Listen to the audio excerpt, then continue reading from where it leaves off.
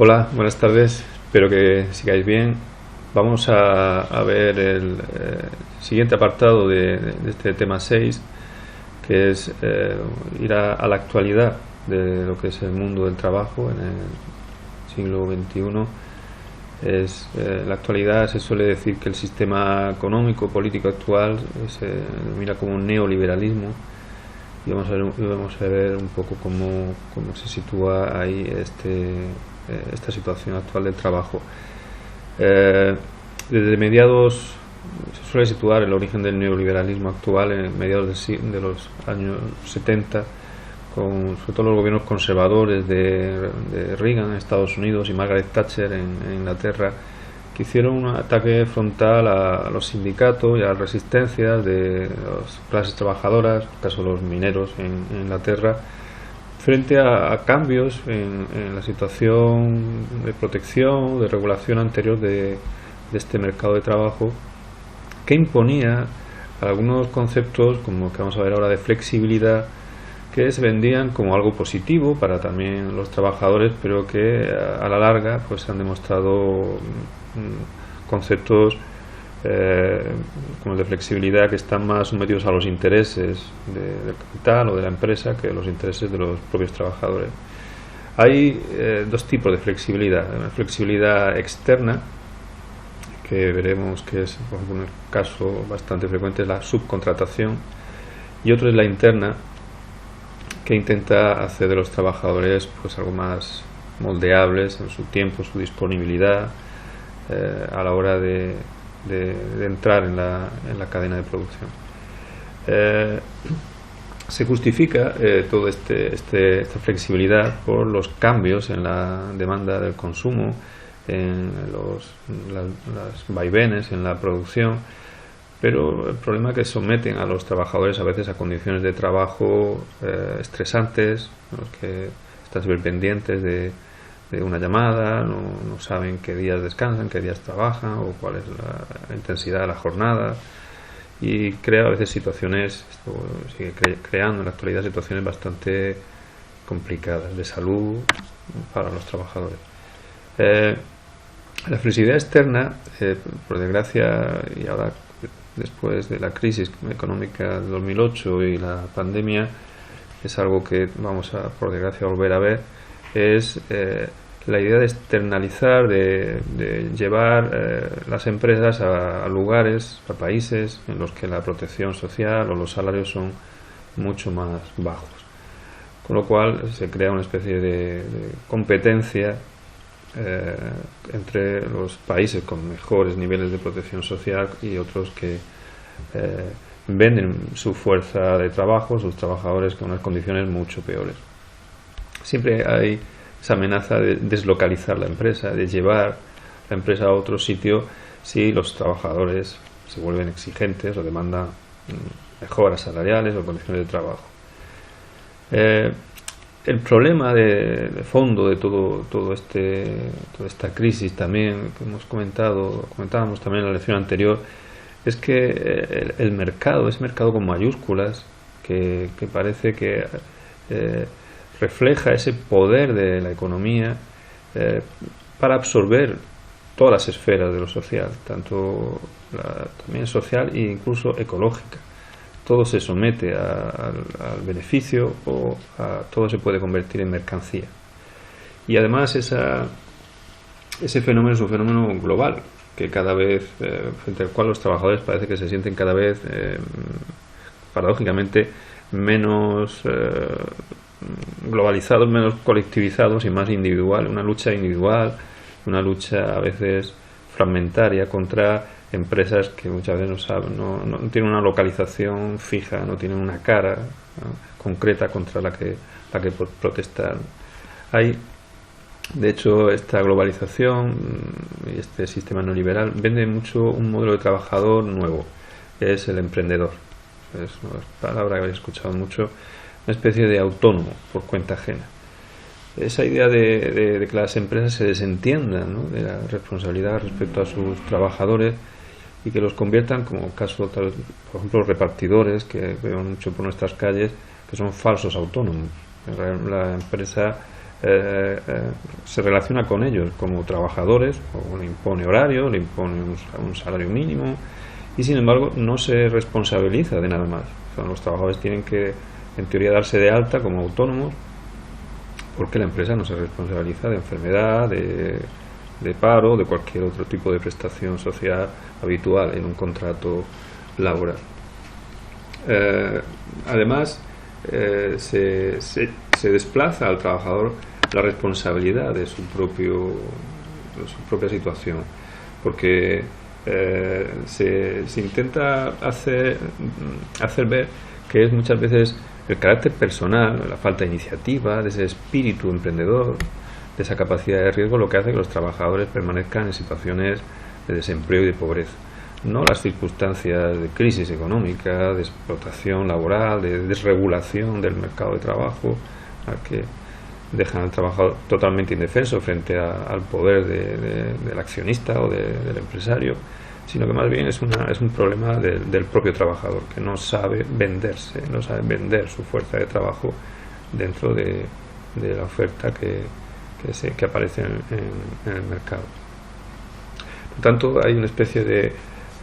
ideología de competitividad por el éxito muy individualista, que fomenta un poco la solidaridad, la colectivización de los problemas, y que parece una especie de concurso televisivo en el que, si fijáis, siempre solo hay un ganador y todos los demás de cierta manera pierden.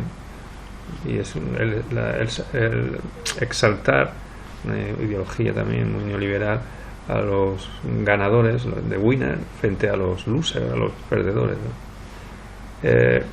Además, esta ideología neoliberal, por desgracia, lleva en situaciones con bastante frecuencia una intensificación del trabajo. Curiosamente, cuando más tecnología y automatización, los trabajadores no descansan más, sino que a veces se le exige una mayor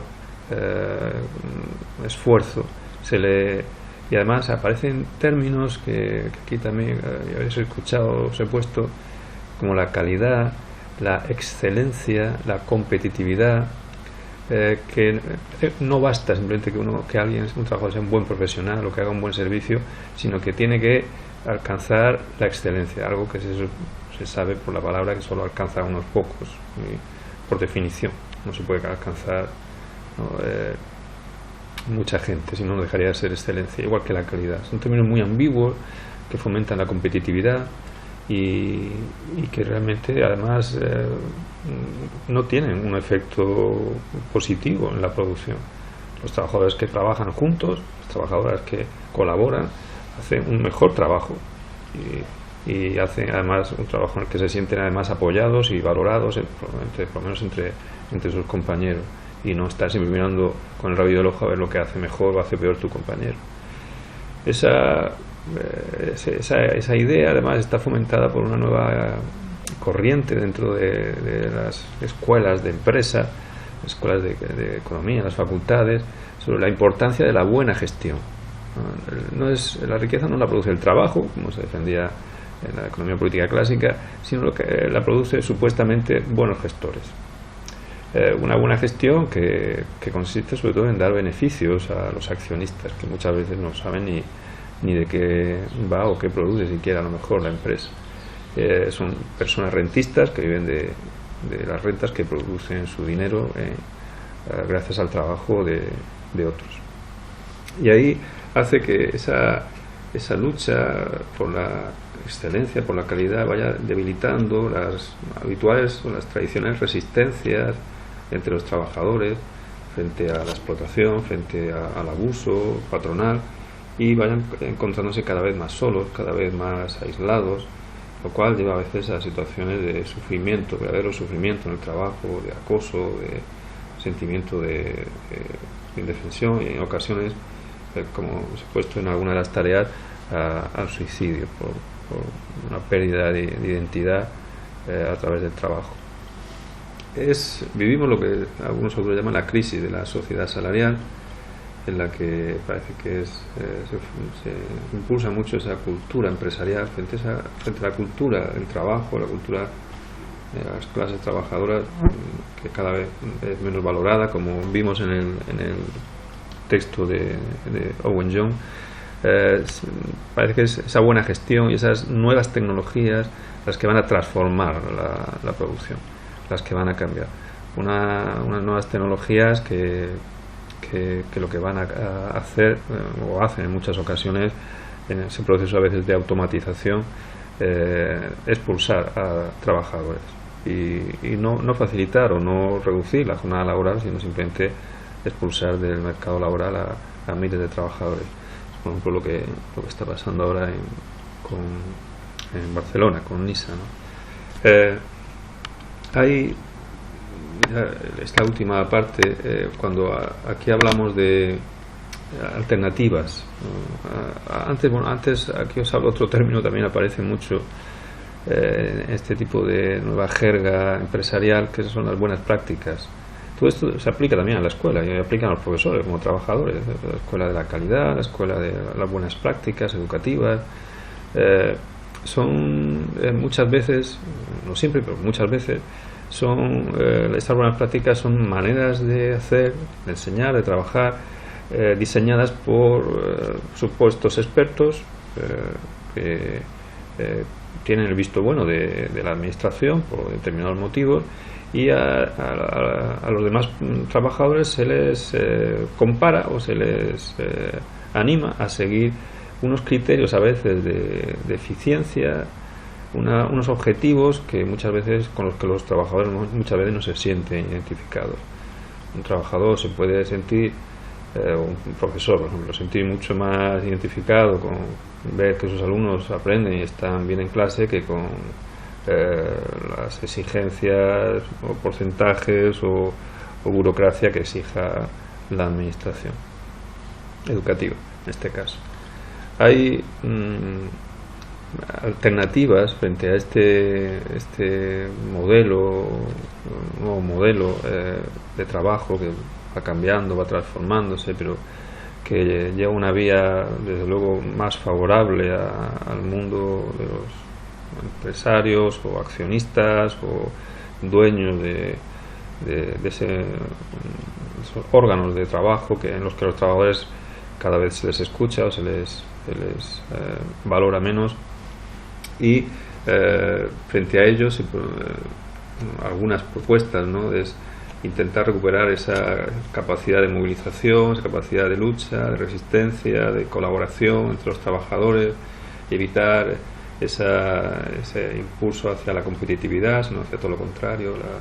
ayuda mutua, siempre el apoyar al compañero, a la compañera que veamos que necesita aprender, que necesita mejorar, que se siente más inseguro, y no fomentar esos criterios de excelencia o de buenas prácticas individualizadas. Trabajos, tanto el trabajo educativo como cualquier otro trabajo, se hace siempre entre varias personas, y así de luego mejora. Y esto, lo que pongo, no es algo utópico, sino que mirando, como por eso os puse el apartado de la historia del trabajo, el trabajo ha adoptado formas muy distintas, formas muy diferentes a lo largo de la historia. Estamos viviendo una que muchos sociólogos, muchos teóricos señalan que no es precisamente muy positiva para las clases más humildes, o por lo menos que no tienen acceso a ese control de los medios de producción, control de los procesos de producción, pero que es una tarea, como aquí os pongo, legítima, posible y sobre todo urgente. No hay que esperar poco. Bueno, la última parte de estos apuntes es un resumen y comentario del libro de Barbara Ehrenreich, por 4 duros, del que ya hemos comentado algo y tenéis también en el blog, en la anterior lección, en la lección primera, que era sobre el comentario. Había un fragmento, si os acordáis, de Barbara Ehrenreich. Bueno, espero que os haya interesado un poco. Hasta luego.